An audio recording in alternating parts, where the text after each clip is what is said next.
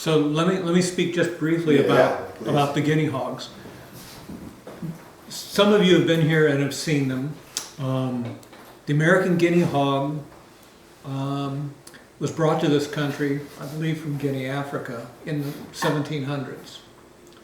Thomas Jefferson wrote about it in his journals, and up until probably the mid-1800s, they were one of the most common homestead hogs in the American Southeast. They're a pastured hog. They were a yard hog. They ate snakes and weeds and scraps and whatever. And then as time went on, in our infinite wisdom of being Americans and agriculturalists and all those things, we decided that we should put pigs inside buildings and put lots of them in buildings. And, or a lack of wisdom. And that was that thing that I said earlier. Exactly. And that black pigs were not desirable anymore. And so when we began in 2007 with our first 2 hogs, a little gilt and a boar, there were less than 200 of these hogs left in the world. And today there's in excess of over 1,500 registered hogs now. And so we're what, 6-7 years later. We started with 2, and we've had as many as 30 some here. We're probably close to 40. Yeah. And when we purchased the 2 from a fellow who's now the president of the American Guinea Hog Association, he's a Mennonite farmer out in Iowa. He is an encyclopedia of so many things, but especially guinea hogs. He told us very specifically, do not overfeed them. He says, do not let them get fat. You won't be able to breed them. They won't be able to walk. They won't be able to do all these things that they're supposed to do.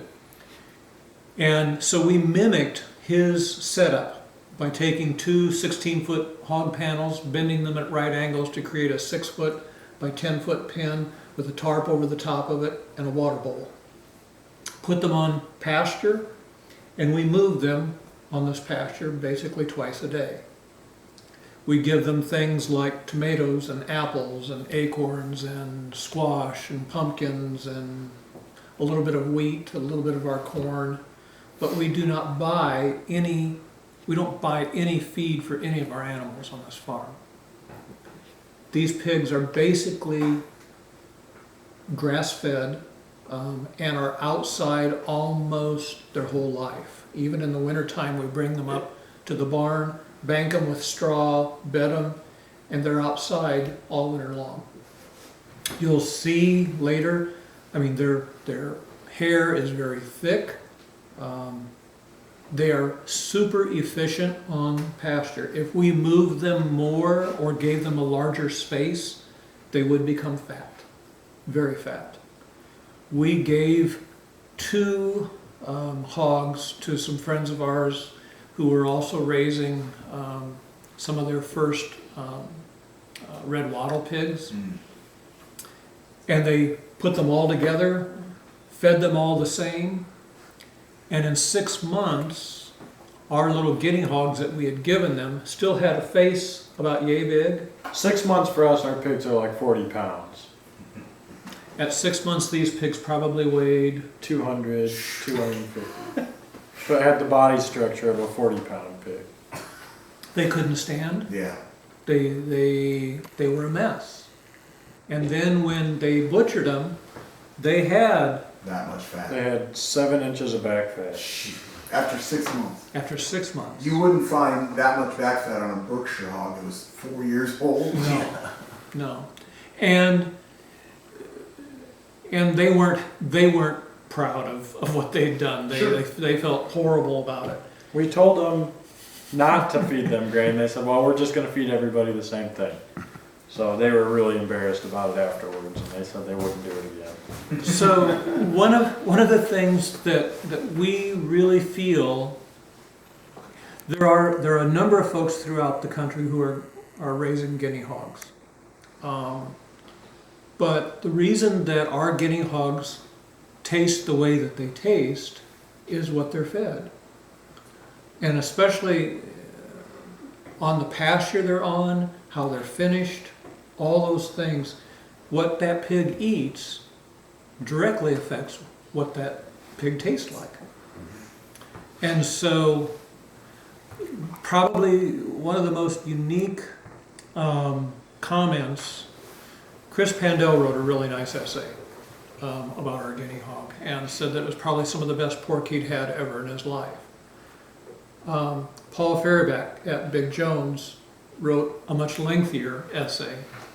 Paul was it Paul's that we gave him?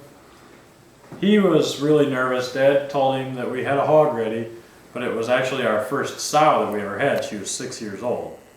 She was 150, 160 pounds. And Paul said, I don't know if I really want to deal with something that age. I don't know how the meat's going to be. Dad told him, well, if you don't like it, we'll give you the money back and we'll call it even. So he got into it and said it was the most magnificent animal he's ever dealt with. He said it was just the best pork. He said, I was scared to death, Marty. He says, because I figured she would be tough and gnarly and all those things. And he says, you have totally messed up what I thought I knew. He says, because I've done a lot of pork, but he says, this is not anything like what I've ever done. Mm-hmm. Part of, and Jared, you'll probably speak to this too, but part of what we believe in this country is that we should be butchering young, virile animals that are, at their prime adolescence. Well, it's a marketing notion. Sure. It's a ploy. We've been duped. And in Europe, it's nothing to have a much older animal Absolutely. butchered and used. But think about it.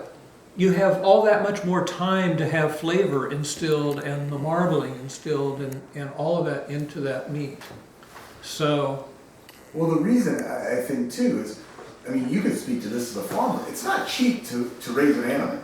So the longer you raise an animal, the more it costs you. That's right. So in turn, the more the customer has to eventually pay. Well, That's right. even if we're not giving out the money, like for us, we don't pay for feed. It's still all of our time and everything in that. Time is money. animal. Yeah, That's right. absolutely. It's like that inventory analogy. Exactly. Sitting on that. Absolutely. Yep. And so we're sitting on hogs for basically 2 years before we ever move them. And at 100, if we got $1.98 or $2.25 a pound for our hogs, we wouldn't be making any money. Yeah. But we have to create something super special and to be able to charge what we believe is still a fair price for it. And we're still only getting a 100-pound hanging weight out of these. That's a high end. Well, and to tie that back into charcuterie, especially the dry cured stuff, the really special stuff, the stuff that takes the most time to produce. If you want to talk about one thing where the quality of the meat is more important than anything, you literally have nothing to hide behind when you're doing this. Prosciutto, salami, these types of things, a couple of the other cuts, coppa and monza that we'll be talking about today, you're eating raw pork. It's been cured with salt to make it safe, but it's never been cooked. So there is nothing to hide behind. Whereas if you're grilling a pork chop, well, you can, you got some ways to influence it and coax out some other flavors. There's nothing to hide behind with this. So that's why it's so important with these hogs, is the time and effort and the care that you guys give them, Right. why it translates to exactly what we're talking about today. And part of when even in the mornings that we go out, that hog is going to go to the locker that morning, we still go out with a dog kennel and pop a couple apples or something special for it to try to just coax it right in, so that there's never any lot of stress. And luckily, the nice thing about our pigs is since they're so much smaller, at the locker there's only one pin that they'll fit in. So they don't get put in with all the rest of the animals. They're non-stress. It's just pull the dog thing out, open it up, and get them out into that pen, and they're by themselves in there, and they don't have to deal with all the stress of all the other animals around them. And then they get done last so that they're not getting brought through this big area with all these animals. And it's just way less stress on them. Which I'm sure translates into that, the tenderness and things like that Right. that Paul was speaking to. Right, You know, right. even though it is older, the lack of stress is what's causing the meat to still be so, Fork tender. yeah. So,